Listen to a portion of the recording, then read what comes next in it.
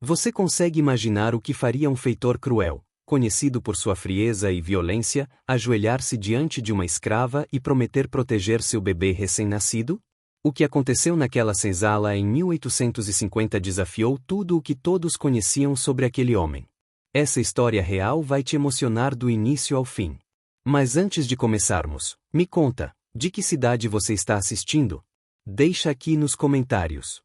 E se você gosta de histórias emocionantes que precisam ser contadas, se inscreve no canal e ativa o sininho para não perder nenhuma história. Agora sim, vamos começar essa jornada incrível. O sol de meio-dia caía implacável sobre as plantações de algodão da fazenda Santa Rita, no interior do Brasil escravocrata de 1850. Entre as fileiras intermináveis de plantas brancas, dezenas de pessoas trabalhavam curvadas, suas mãos sangrando enquanto colhiam os flocos macios que enriqueciam os senhores. Entre elas estava Maria, uma jovem de apenas 22 anos, cujo ventre proeminente denunciava uma gravidez avançada de 7 meses. Suas costas doíam como se carregasse pedras no lugar de ossos. Cada movimento para se abaixar e colher o algodão enviava ondas de dor pelas suas pernas inchadas. O calor sufocante fazia seu vestido de tecido rústico grudar no corpo suado, e a sede a torturava mais que qualquer chicote. Maria limpou o rosto com as costas da mão, deixando rastros de terra misturados às lágrimas que insistiam em brotar sem permissão. Ao seu lado, trabalhava a tia Benedita, uma mulher de 60 anos que já havia passado por 5 gravidezes enquanto escravizada. Ela olhou para Maria com preocupação, seus olhos amarelados carregando décadas de sofrimento e sabedoria. "Aguenta firme, menina", sussurrou baixinho, sabendo que qualquer conversa podia resultar em castigo. "Seu tempo ainda não chegou. Precisa guardar força pro que vem pela frente." Mas a força de Maria estava se esvaindo rapidamente. Suas mãos tremiam ao tentar segurar o cesto de colheita, e sua visão começava a ficar embaçada. O bebê em seu ventre se mexia violentamente, como se também sentisse o desespero da mãe.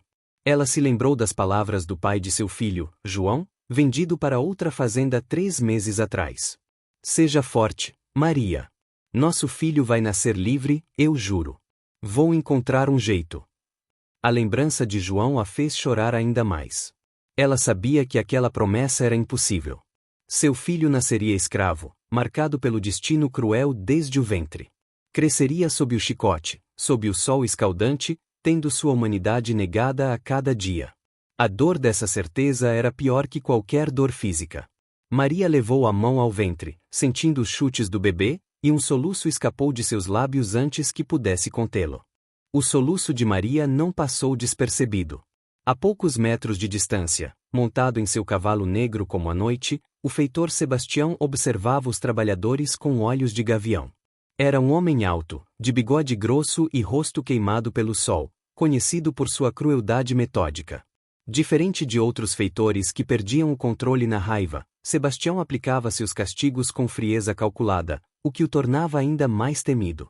Ele havia notado Maria desde cedo naquela manhã. A barriga grande, os movimentos lentos, o rosto contraído de dor. Parte dele, a parte que ainda mantinha algum resquício de humanidade enterrado profundamente, sabia que ela não deveria estar ali. Mas ordens eram ordens, e o senhor da fazenda, Coronel Rodrigues, havia sido claro: todos trabalham, sem exceções. "Barriga não é doença", ele costumava dizer, bebendo seu conhaque importado na varanda da casa grande. Sebastião esporeou o cavalo e se aproximou de Maria, que tentou rapidamente enxugar as lágrimas e voltar ao trabalho. Suas mãos tremiam tanto que deixou cair o algodão que havia acabado de colher. O feitor desceu do cavalo com um movimento pesado, suas botas levantando pequenas nuvens de poeira vermelha. O silêncio que se instalou foi ensurdecedor. Todos os outros escravizados pararam de trabalhar por um breve segundo, sabendo o que poderia vir a seguir. "Chorando, é?" A voz de Sebastião era grave e carregada de uma ambiguidade perturbadora. Não era exatamente raiva, mas também não havia compaixão. Era o tom de quem estava cumprindo um papel, representando um personagem que havia se fundido à sua própria identidade ao longo dos anos. "Acha que lágrimas vão colher algodão?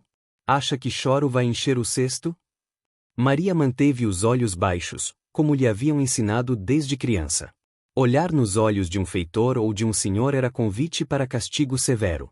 Sua voz saiu fraca, quase inaudível. Perdão, senhor. Não vai acontecer de novo. Mas mesmo enquanto dizia isso, outra contração percorreu seu corpo, fazendo-a se dobrar levemente. Tia Benedita deu um passo à frente instintivamente, pronta para ampará-la, mas um olhar de Sebastião a fez recuar. Foi então que aconteceu. Uma contração diferente, muito mais forte que as anteriores, atravessou o corpo de Maria como um raio. Seus joelhos fraquejaram e ela caiu de lado, segurando o ventre com as duas mãos. Um grito de dor pura escapou de seus lábios, ecoando pelos campos de algodão e fazendo todos pararem completamente. Até os pássaros pareceram silenciar por um momento. Líquido começou a escorrer pelas pernas de Maria, encharcando o chão seco e sedento. Sua bolsa havia rompido. O parto estava começando, ali mesmo, no meio da plantação, sob o sol inclemente. Ela olhou para cima pela primeira vez, seus olhos encontrando os de Sebastião, e neles havia um terror tão profundo que até o feitor mais endurecido não podia ignorar. Tia Benedita! Maria gritou, estendendo a mão trêmula. A velha mulher não esperou permissão desta vez e correu para ampará-la, ajoelhando-se na terra e segurando Maria em seus braços. Está cedo demais, Benedita murmurou, mais para si mesma que para qualquer outra pessoa. Ainda faltam semanas. Isso não é bom, não é bom. Sebastião ficou paralisado por um momento que pareceu se estender por uma eternidade. Ele havia visto muitas coisas terríveis em seus 15 anos como feitor. Havia aplicado chicotadas, havia separado famílias, havia vendido crianças longe de suas mães. Mas algo naquele momento o atingiu de uma forma diferente. Talvez fosse a vulnerabilidade absoluta de Maria, talvez fosse a lembrança de sua própria mãe, que morrera no parto quando ele tinha 10 anos. Ou talvez fosse simplesmente o peso acumulado de anos de crueldade finalmente encontrando uma fissura em sua armadura. Levem ela para Senzala. Ele ouviu sua própria voz dizer, surpreendendo até a si mesmo. Várias cabeças se viraram para olhá-lo, incrédulas. Sebastião nunca permitia pausas não autorizadas, muito menos por causa de partos. Rápido! 2 de vocês, ajudem a carregar. E você? Ele apontou para um jovem chamado Miguel, corra até a casa grande e chame Dona Eulália. Diga que é urgente. Miguel correu como nunca havia corrido em sua vida, seus pés descalços batendo contra a terra com determinação. Dona Eulália era a esposa do coronel Rodrigues, uma mulher de meia-idade conhecida por ter um coração menos endurecido que o do marido. Ela havia aprendido técnicas de parteira com sua avó, ocasionalmente, ajudava nos partos mais complicados quando chamada. Enquanto isso, tia Benedita e outra mulher chamada Rosa carregavam Maria cuidadosamente em direção às senzalas. Era uma caminhada de 15 minutos que pareceu durar horas. Maria gemia a cada passo, suas contrações ficando mais frequentes e intensas. Sebastião seguia atrás, montado em seu cavalo, num silêncio perturbador. Os outros escravizados haviam voltado ao trabalho, mas seus olhares furtivos seguiam o pequeno cortejo, rezando baixinho para que Maria e o bebê sobrevivessem. As senzalas eram construções precárias de pau a pique, com tetos de palha e chão de terra batida. Dentro, o calor era ainda mais sufocante que lá fora, e o cheiro de mofo e suor impregnava cada canto. Benedita e Rosa deitaram Maria sobre uma esteira rasgada, o melhor que tinham para oferecer. Rapidamente, Benedita começou a organizar o que seria necessário: água, se conseguissem alguma limpa, trapos velhos para servirem de panos, e orações. Muitas orações. Respira, menina, respira fundo, Benedita instruía, sua voz experimentada assumindo o controle da situação. Ela havia ajudado em dezenas de partos ao longo dos anos, tinha aprendido com as mais velhas, que aprenderam com suas ancestrais na África. Era um conhecimento passado de geração em geração, resistindo à escravidão, mantendo vivo um fio de humanidade em meio à desumanização. Maria tentava seguir as instruções, mas a dor era avassaladora. Era cedo demais. Ela sabia disso. Sentia isso. Seu corpo não estava pronto, o bebê não estava pronto. Entre as contrações, ela chorava chamando por João, desejando que ele estivesse ali para segurar sua mão, para sussurrar palavras de encorajamento. Mas João estava longe, talvez nunca saberia se tinha se tornado pai, talvez nunca conheceria o filho que estava lutando para nascer naquele momento. Dona Eulália chegou às senzalas com o rosto corado pela corrida, sua saia de musselina levantada para não arrastar na lama. Atrás dela vinha uma escravizada da Casagrande carregando uma cesta com suprimentos médicos, tesouras, fios, garrafas com líquidos desconhecidos, panos limpos. Quando Eulália entrou na senzala e viu Maria, seu rosto geralmente sereno se contorceu em preocupação. Meu Deus! Ela murmurou, ajoelhando-se ao lado da jovem sem se importar com a sujeira que mancharia seu vestido caro. Quanto tempo ela está assim? Suas mãos experientes já estavam examinando Maria, verificando a dilatação, sentindo o pulso acelerado, observando a palidez preocupante da pele. Meia hora, senhora, respondeu Benedita respeitosamente, mas sem se afastar de Maria. A bolsa estourou lá na roça. Está cedo demais, o bebê não devia vir agora. Havia uma acusação velada em suas palavras, uma acusação que ambas entendiam perfeitamente. Maria não deveria estar trabalhando na roça com 7 meses de gravidez. Mas essa era a realidade brutal da escravidão. Eulália assentiu gravemente, sem tentar se defender ou defender o sistema que permitia aquilo. Vamos fazer o possível, ela disse simplesmente, começando a organizar os suprimentos. Precisamos de mais água, e água limpa. E alguém que mantenha o ar circulando, está quente demais aqui dentro. Ela olhou para cima e viu Sebastião parado na porta, sua silhueta bloqueando parte da luz que entrava. Sebastião, mande trazer água do poço da Casagrande, não essa água suja. E providencia alguma ventilação aqui.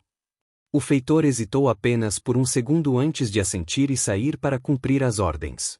Era estranho receber comandos de Dona Eulália, mas naquele momento, a hierarquia usual parecia suspensa. Havia algo maior em jogo ali, algo que transcendia as estruturas rígidas da fazenda. Era vida e morte em sua forma mais crua e essencial. Maria agarrou a mão de Dona Eulália com força surpreendente quando outra contração chegou. Meu filho, ela conseguiu dizer entre os dentes cerrados, salve meu filho, por favor. Se precisar escolher, salve ele. Lágrimas corriam livremente por seu rosto, misturando-se ao suor que cobria cada centímetro de sua pele. As horas seguintes foram uma eternidade de dor e luta. O sol começou a se inclinar em direção ao horizonte, pintando o céu com tons de laranja e vermelho, cores que pareciam refletir o sangue e o fogo pelo qual Maria estava passando. Dona Eulália trabalhava com concentração intensa, suas mãos habilidosas fazendo tudo o que podia, mas era visível em seu rosto que as coisas não estavam indo bem. Pequenas rugas de preocupação se aprofundavam em sua testa a cada exame que realizava. O bebê está posicionado errado, ela finalmente disse, sua voz baixa mas firme. Está de lado. Vou tentar virá-lo, mas vai doer, Maria. Vai doer muito. Você precisa ser forte, mais forte do que jamais foi. Ela olhou nos olhos da jovem, transmitindo toda a seriedade da situação sem palavras. Havia algo naquele olhar que Maria reconheceu imediatamente. Era a verdade nua e crua de que tanto ela quanto o bebê poderiam não sobreviver. Maria assentiu, mordendo um pedaço de madeira que Benedita havia colocado entre seus dentes para evitar que mordesse a própria língua. Suas mãos agarraram os braços de Rosa e de outra mulher chamada Joana, que haviam se juntado para ajudar. O que se seguiu foi uma provação que testou os limites da resistência humana. Dona Eulália tentou manipular o bebê internamente, suas mãos tentando gentilmente guiar a criança para a posição correta. Os gritos de Maria ecoaram pelas senzalas, fazendo outros escravizados que haviam voltado do trabalho rezarem em suas próprias cabanas. Oxalá, proteja essa criança, murmurava a tia Benedita, invocando o orixá em voz tão baixa que apenas ela mesma podia ouvir. Ela sabia que demonstrações abertas de religiosidade africana podiam resultar em punição severa, mas naquele momento, todas as forças do universo precisavam ser chamadas. Iemanjá, mãe de todos, cubra essa menina com seu manto. Xangô, dê força a esse bebê. Rosa enxugava o suor do rosto de Maria com um pano úmido, suas próprias lágrimas caindo silenciosamente. Ela havia perdido 2 bebês nascidos antes do tempo, sabia exatamente o que Maria estava enfrentando. A memória daqueles pequenos corpos que mal haviam respirado antes de partir a assombrava todas as noites. Você consegue, Maria, ela sussurrava. Seu filho quer viver. Eu posso sentir. Ele é lutador como a mãe. Sebastião permaneceu do lado de fora, sentado em um toco de madeira, o rosto enterrado nas mãos. Ele podia ouvir tudo, cada grito, cada gemido, cada oração sussurrada. E cada som era como um açoite em sua própria consciência. Quantas mulheres ele havia forçado a trabalhar grávidas? Quantos bebês haviam nascido nas senzalas sem assistência adequada, morrendo nas primeiras horas de vida? Quantas Marias ele havia ignorado ao longo dos anos, vendo-as apenas como instrumentos de trabalho, não como seres humanos capazes de amar, sofrer, sonhar? Ele se lembrou de uma mulher chamada Teresa, 3 anos atrás. Ela havia implorado para descansar, dizendo que sentia algo errado com a gravidez. Ele a havia chicoteado por preguiça e a forçado a voltar ao trabalho. Ela havia perdido o bebê naquela mesma noite, sangrando sozinha em sua cabana enquanto as outras mulheres tentavam consolá-la. Teresa nunca mais foi a mesma depois disso, seu olhar tornando-se vazio, sua alma aparentemente se desconectando do corpo que continuava a trabalhar mecanicamente. Dentro da senzala, o tempo parecia ter parado. Dona Eulália estava há quase 1 hora tentando virar o bebê, suas mãos trabalhando com uma delicadeza que contrastava com a violência do procedimento. Ela podia sentir o pequeno corpo resistindo, como se a criança estivesse confusa, assustada, tentando encontrar seu caminho em um mundo que já lhe negava o direito de nascer com dignidade. Vamos lá, pequenino, ela murmurava, conversando com o bebê que ainda não havia nascido. Ajude sua mamãe. Vire para nós. Maria estava ficando cada vez mais fraca. Sua respiração era superficial, seu pulso irregular. Benedita segurou sua mão com força, sentindo a vida escapando lentamente daquela jovem que tinha tudo pela frente, mas nada para chamar de seu. Não desista, menina. Seu João está esperando notícias do filho de vocês. Você prometeu a ele que ia ser forte. Cumpra sua promessa. Foi nesse momento crítico, quando todos começavam a temer o pior, que algo milagroso aconteceu. Dona Eulália sentiu o bebê se mover, não por suas mãos, mas por vontade própria, como se tivesse finalmente compreendido o que precisava fazer. Consegui! Ela exclamou, um raro momento de emoção quebrando sua compostura profissional. O bebê está na posição certa agora. Maria, quando eu disser, você vai empurrar com toda a força que tiver. Entendeu? Maria, exausta e à beira da inconsciência, abriu os olhos com dificuldade. Por um momento, ela viu o rosto de João flutuando acima dela, sorrindo, incentivando-a. Ela sabia que era uma ilusão, uma manifestação de seu desejo desesperado, mas agarrou-se àquela imagem como se fosse real. Acenou com a cabeça fracamente, reunindo os últimos resquícios de força que lhe restavam. Agora! Empurra! O comando de Dona Eulália veio firme, e Maria reuniu forças que não sabia possuir. Ela pensou em João. Pensou em seus ancestrais que sobreviveram à travessia do Atlântico encadeados nos porões fedorentos dos navios negreiros. Pensou em sua avó que havia sido arrancada de sua aldeia na África aos 12 anos. Pensou em todas as mães que vieram antes dela e que, apesar de tudo, haviam encontrado força para continuar. E empurrou. Uma vez. O mundo inteiro parecia estar concentrado naquele esforço sobre-humano. 2 vezes. As veias de seu pescoço saltavam. Seu rosto contorcia-se em agonia. 3 vezes. Um rugido primitivo escapou de sua garganta, o som de uma mulher recusando-se a ser derrotada, recusando-se a deixar que o sistema que a escravizava também roubasse seu filho.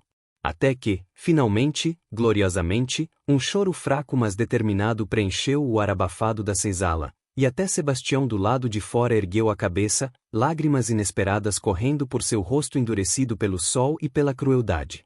O bebê era pequeno, tão pequeno que cabia nas 2 mãos de Dona Eulália. Um menino, sua pele escura brilhando úmida à luz das velas que haviam sido acesas enquanto o sol se punha completamente. Ele chorava com voz débil, seus pulmões prematuros lutando para se expandir completamente, cada respiração parecendo exigir um esforço hercúleo daquele corpinho frágil. Eulália trabalhou rapidamente, com a precisão de quem havia feito aquilo dezenas de vezes, limpando suas vias aéreas com delicadeza, cortando o cordão umbilical com uma tesoura esterilizada que havia trazido, amarrando-o cuidadosamente com um fio limpo. O choro do bebê, embora fraco, era música para os ouvidos de todos presentes. Significava vida, resistência, esperança. Rosa começou a chorar abertamente, sem se importar em esconder as lágrimas. Joana apertou as mãos em oração, murmurando agradecimentos a santos católicos e orixás africanos sem distinção, numa mistura sincretista que caracterizava a espiritualidade dos escravizados. Dona Eulália envolveu o recém-nascido em um dos panos limpos que havia trazido, certificando-se de que estava aquecido, pois bebês prematuros perdiam calor corporal rapidamente. É um menino, ela anunciou suavemente, sua voz carregada de emoção contida, colocando a criança nos braços trêmulos de Maria. Pequeno, muito pequeno, mas está vivo. Está respirando. Está lutando. E de fato, apesar de seu tamanho diminuto que mal parecia real, o bebê mostrava uma vontade de viver impressionante. Seus pequenos punhos se fechavam e abriam com determinação, seus olhos ainda fechados e inchados franziam-se a cada respiração difícil, sua boca minúscula se abria procurando instintivamente pelo seio materno. Maria olhou para o filho com uma mistura de amor avassalador e tristeza profunda que ameaçou partir seu coração ao meio. Ele era lindo, perfeito em sua imperfeição prematura.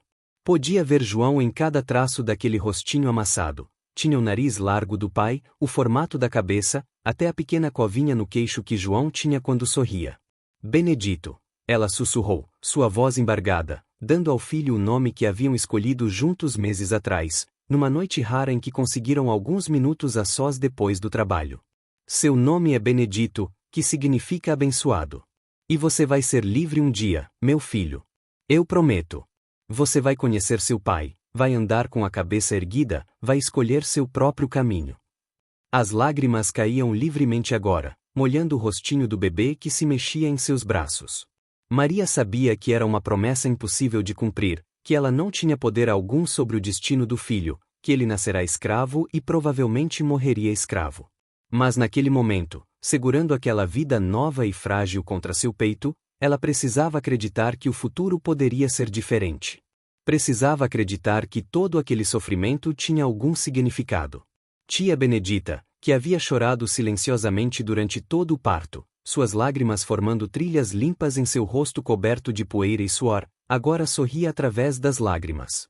Ele é forte, Maria. Olha como ele agarra seu dedo. Viu? Esse menino tem a força dos ancestrais nele.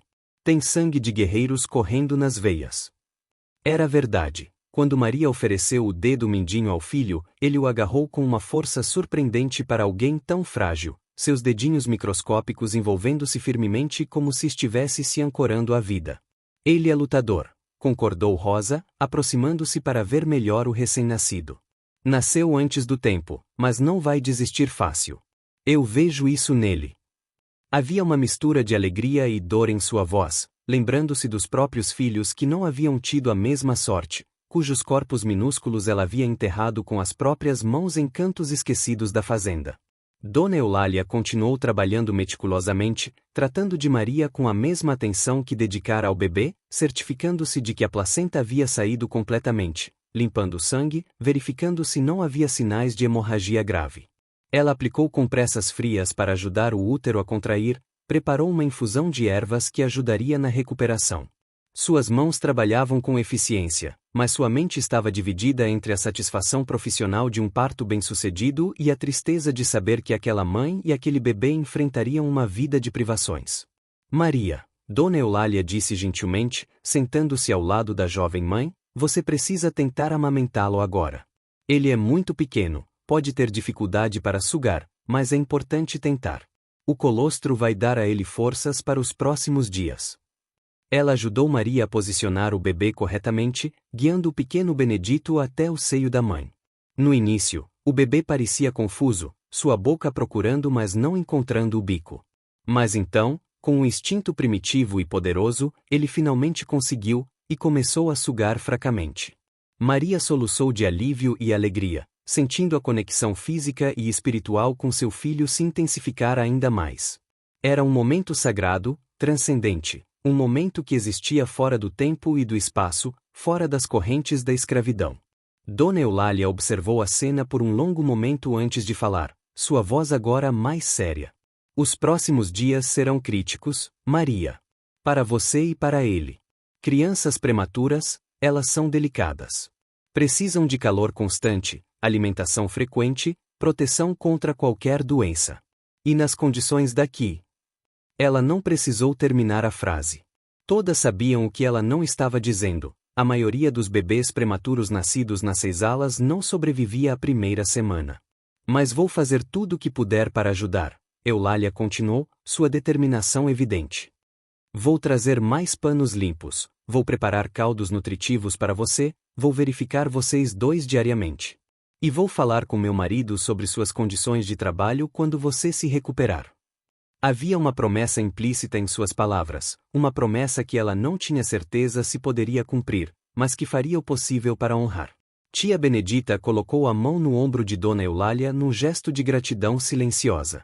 Era raro haver aliança entre mulheres de posições tão diferentes na hierarquia brutal da fazenda, mas naquele momento, diante do milagre da vida e da fragilidade da existência, elas eram simplesmente mulheres compartilhando uma experiência universal e atemporal. Algo naquele menino, naquela mãe, naquela noite, fazia Eulália acreditar que talvez, apenas talvez, essa história teria um final diferente. Quando Sebastião finalmente entrou na senzala, seus passos eram hesitantes, completamente diferentes da marcha confiante e intimidadora que normalmente o caracterizava. Ao ver Maria segurando o bebê, algo nele se quebrou definitivamente, como uma barragem que finalmente cede após anos suportando pressão constante. Talvez fosse a expressão de amor puro e incondicional no rosto exausto de Maria, um amor tão poderoso que transcendia todas as correntes, todos os chicotes, toda a desumanização que o sistema escravocrata tentava impor. Talvez fosse a fragilidade absoluta do recém-nascido lutando por cada respiração, aquele corpinho minúsculo que cabia em duas mãos mas que já demonstrava uma vontade férrea de existir. Ou talvez fosse simplesmente o acúmulo de anos de crueldade, de violência, de negação da humanidade alheia, pesando finalmente em sua alma como chumbo. Ele se aproximou devagar, quase com reverência, como se estivesse se aproximando de algo sagrado que ele não tinha o direito de tocar ou mesmo contemplar. Suas botas pesadas, que normalmente anunciavam sua chegada com autoridade, agora pisavam suavemente na terra batida da senzala. As mulheres presentes observavam com uma mistura de cautela e surpresa, não sabendo bem como interpretar aquela mudança de comportamento. Posso ver? Sua voz saiu rouca, quase irreconhecível, despida da arrogância e dureza habituais. Era a voz de um homem que subitamente se via confrontado com sua própria humanidade esquecida. Maria olhou para ele com cautela instintiva, seus braços apertando Benedito protetoramente contra o peito, como se temesse que o feitor pudesse arrancar seu filho dela. Mas então ela viu algo diferente nos olhos dele, algo que nunca havia visto antes, vulnerabilidade, talvez até vergonha. Após um momento de hesitação, ela assentiu lentamente. Sebastião ajoelhou-se ao lado da esteira onde Maria estava deitada, uma posição que ele nunca havia assumido diante de um escravizado. Seus olhos duros, que haviam visto tantos horrores e causado tantos mais, suavizaram ao contemplar a pequena vida que se agarrava tenazmente à existência. As mãos calejadas e marcadas por anos de violência tremiam ligeiramente quando ele as estendeu, quase tocando o bebê, mas então recuando, como se não se sentisse digno. Que Deus o abençoe, ele murmurou, palavras que ninguém jamais esperaria ouvir de sua boca, palavras que soaram estranhas vindas de um homem que havia passado os últimos 15 anos agindo como se Deus não existisse ou não se importasse. Dona Eulália observou a cena com surpresa mal disfarçada, seus olhos arregalados registrando cada nuance daquele momento extraordinário. Ela conhecia Sebastião há anos, desde que ele chegara à fazenda como um jovem de 25 anos, já endurecido mas ainda não completamente transformado no monstro que se tornaria. Sabia de sua reputação temível, havia ouvido histórias sussurradas de suas crueldades, mulheres chicoteadas até desmaiar, homens marcados com ferro em brasa, famílias separadas sem um pingo de remorso. Mas o homem ajoelhado ali, com os olhos marejados, parecia diferente, como se uma camada grossa de dureza tivesse sido descascada, revelando algo mais humano, mais quebrado, mais real por baixo. Ele vai precisar de cuidados especiais, ela disse, dirigindo-se tanto a Maria quanto a Sebastião, sua voz médica retomando o controle. Não pode ser exposto ao frio da noite, precisa ser alimentado frequentemente, de 2 em 2 horas no mínimo, e Maria não pode voltar ao trabalho pesado por pelo menos um mês, idealmente 2. O corpo dela precisa se recuperar completamente, ou ela pode ter complicações graves.